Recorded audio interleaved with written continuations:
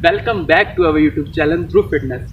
हम फिर हाजिर हैं आपके लिए एक नई वीडियो के साथ और एक नई इन्फॉर्मेशन के साथ। तो चलिए बिना किसी देरी से शुरू करते हैं।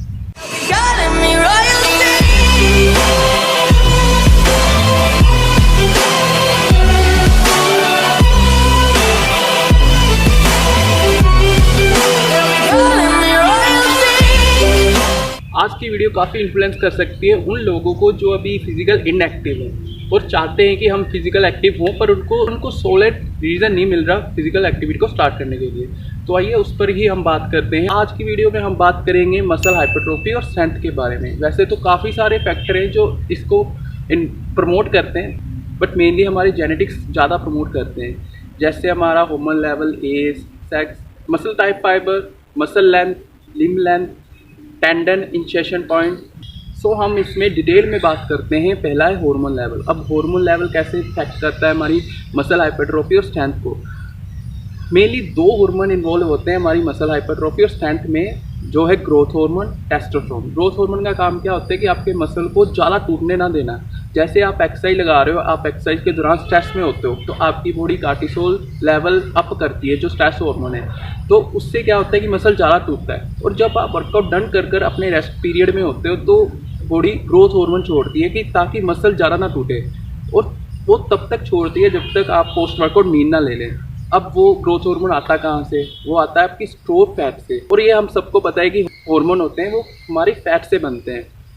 आपने अब इंटरमीडिएट फास्टिंग के बारे में सुना होगा। उसके पीछे की साइंस यही है कि जब आप वर्कआउट लगाते हो तो उसके बाद आप पोस्ट वर्कआउट मील नहीं लेते ताकि ग्रोथ हार्मोन ज़्यादा प्रोड्यूस करे बॉडी।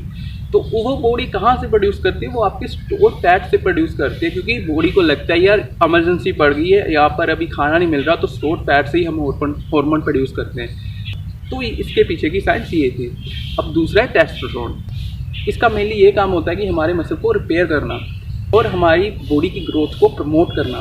अब ग्रोथ हार्मोन टेस्टोस्टेरोन में क्या अंतर होता है? ग्रोथ हार्मोन होता है कि ज़्यादा टूटना नहीं देता मसल को। टेस्टोस्टेरोन होता है कि हमारी बॉडी के मसल को ज़्यादा ग्रोथ करता है, ज़्यादा प्रमोट करता है ग्रोथ में। इसलिए हमारे हार्मोन लेवल मसल हाइपरट्रोफी और स्ट्रेंथ में काम करते हैं। दूसरा है एज।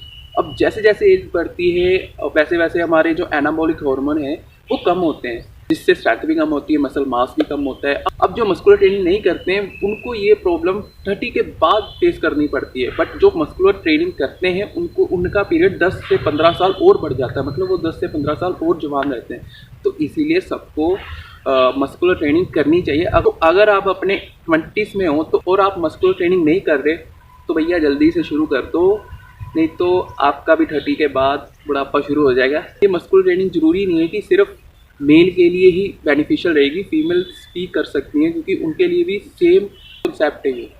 ठीक है, अगला आता है सेक्स, मतलब मेल या फीमेल। मेल और फीमेल में वैसे तो स्ट्रेंथ वाइज में कोई डिफरेंस नहीं है, उनकी मसल क्वालिटी में कोई फ़र्क नहीं आता, क्वांटिटी में फ़र्क आता है। में मसल की क्वांटिटी ज़्यादा होती है रेदर देन फीमेल, क्योंकि मेल में एनाबॉलिक हार्मोन ज़्यादा होते हैं। तो फीमेल्स कहती हैं कि मैं अगर जिम ज्वाइन करूँगी तो मेरी बॉडी भी लड़कों जैसी बन जाएगी। आपकी बॉडी ऐसी नहीं बनेगी, क्योंकि आप में एनाबॉलिक हार्मोन कम है। और जिम दोनों के लिए बना है, मेल एंड फीमेल, क्योंकि दोनों की बॉडी सेम बनी है। ठीक है, सेम फंक्शन है उनका। फीमेल्स जो हैं वो अगर आप जिम ज्वाइन करते हो तो आपकी बॉडी ज़्यादा निखर कर बाहर आती है। तो सबको मस्कुलर ट्रेनिंग करनी चाहिए, ठीक है, अपने 20s में, ताकि 30 के बाद आपको कोई प्रॉब्लम ना हो। मसल फाइबर टाइप, जैसे slow Twitch fibre, fast Twitch fibre. अब स्लो ट्विच फाइबर यहाँ काम आते हैं, यहाँ पर एंडोरेंस का काम आता है, और फास्ट ट्विच फाइबर वहाँ आते हैं जहाँ पर पावर का काम होता है। जो बंदा स्लो ट्विच फाइबर के साथ जन्मा है उसको एंडोरेंस में ज़्यादा अच्छा बेनिफिट होगा रेदर देन पावर। जो बंदा फास्ट ट्विच मसल फाइबर के साथ पैदा हुआ है तो उसके लिए पावर की एक्सरसाइज ज़्यादा बेनिफिशियल रहेगी, क्योंकि उसकी बॉडी बनी इसी के लिए। अब फास्ट ट्विच मसल फाइबर ज़्यादा प्रमोट करता है हाइपरट्रोफी और स्ट्रेंथ को rather than slow Twitch fibre से।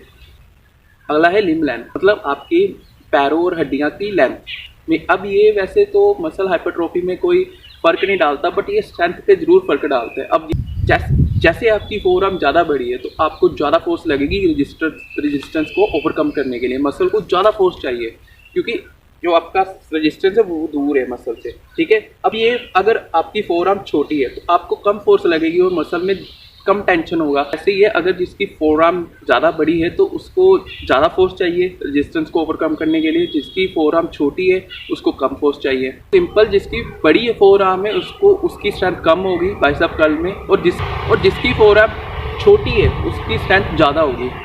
अगला है मसल लेंथ। अब मसल लेंथ कैसे फ़र्क डालती है हमारी हाइपरट्रोफी और स्ट्रेंथ में? वैसे तो हाइपरट्रोफी में कोई फ़र्क नहीं आता मसल लेंथ की वजह से, पर स्ट्रेंथ में ज़रूर फ़र्क आता है। जैसे क्योंकि मसल बोन के साथ एक कनेक्टिव टिश्यू के साथ जुड़ा होता है जिसको हम कहते हैं टेंडन। टेंडन जितना बड़ा होगा उतना मसल का साइज कम होगा, जितना टेंडन छोटा होगा उतना मसल का साइज बड़ा होगा। ये टेंडन है, ये आपका टेंडन हो गया, ये साइज मसल हो गया। अब जितना टेंडन छोटा होगा उतना मसल का साइज और लेंथ बड़ी होगी, ठीक है।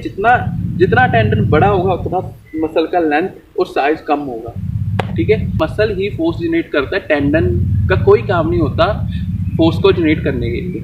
तो जिसका टेंडन बड़ा है तो उसकी स्ट्रेंथ कम होगी, जिसका टेंडन छोटा है उसकी स्ट्रेंथ ज़्यादा होगी। तो अगला है टेंडन इंसर्शन पॉइंट। तो ये भी मसल लेंथ की तरह आपकी हाइपरट्रोफी में कोई फ़र्क नहीं डालता, बट स्ट्रेंथ में ज़रूर फ़र्क डालता है। जैसे आपका ये टेंडन है, अब ये ज़्यादा दूर जुड़ा होगा मसल से, मतलब फोर आर्म के ज़्यादा पास होगा तो वो ज़्यादा लिफ्ट कर पाएगा, तो वो ज़्यादा लिफ्ट कर पाएगा ना। अगर वो टेंडन यहाँ पर होगा तो वो कम लिफ्ट कर पाएगा। तो अगर आपका इंसर्शन पॉइंट मसल के पास है तो आपकी स्ट्रेंथ कम होगी, अगर मसल से दूर है तो आपकी स्ट्रेंथ ज़्यादा होगी। तो ये सब फैक्टर थे हमारे मसल हाइपरट्रोफी और स्ट्रेंथ को प्रमोट करने के लिए। तो आई होप आपको ये सब वीडियो में पता लग गया होगा। तो इस वीडियो का कंक्लूजन यही था कि आप इनफ फिजिकल एक्टिव हो ताकि आप आफ्टर 30 के बाद वो बुढ़ापे वाली फीलिंग ना फील कर पाएँ। आपको 10-15 साल और मिल जाए जवान रहने के लिए, तो आप जितनी जल्दी हो सके आप अपनी फ़िज़िकल एक्टिविटी शुरू करो और मस्कुलर ट्रेनिंग को आप अपनी लाइफस्टाइल ज़रूर बनाएं ताकि आप अपनी बॉडी के पोटेंशियल को पहचान सको और उससे काम ले सको।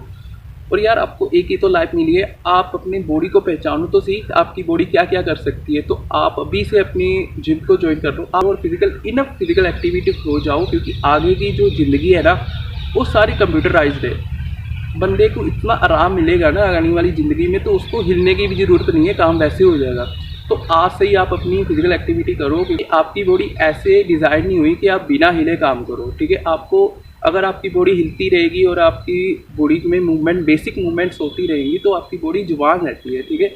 अब जितना ज़्यादा आप ज़्यादा दिन में बैठोगे उतने ही आप बूढ़े होते रहोगे, पोस्चर भी बिगड़ता जाएगा और आप भी फील करोगे यार, हाँ यार बात तो सही है कि मैं पहले ही बूढ़ा हो चुका हूँ।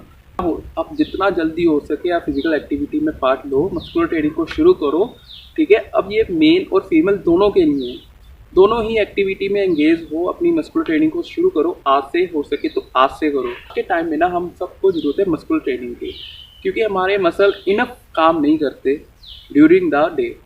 सो इस वीडियो में यही सब कुछ था। आई होप आप सबको ये वीडियो इन्फ्लुएंस करेगी, कुछ ना कुछ नॉलेज तो आपको मिली होगी अपनी बॉडी के बारे में। तो अपनी बॉडी को पहचानो और अपनी जेनेटिक्स के अकॉर्डिंग एक्सरसाइज को लगाओ, बिना देखे किसी को कि वो इतना वेट लगा रहा है मैं क्यों नहीं लगा पा रहा। आपके जेनेटिक्स की भाई, आपके जेनेटिक्स अलग है, उनके जेनेटिक्स अलग है, ठीक है। आप जो कुछ कर सकते हो वो नहीं कर सकते।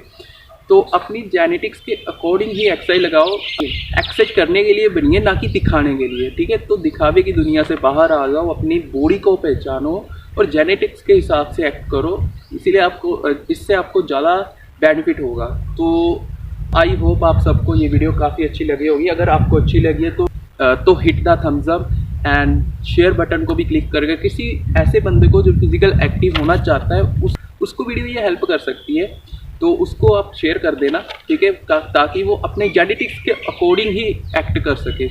और बस यही था आज की वीडियो में। मिलते हैं जी अगली वीडियो में, तब तक के लिए आप खुश रहें, आबाद रहें और जो चाहते हैं वो करते रहें और अपनी फिजिकल एक्टिविटी में ध्यान देते रहें। Thank you.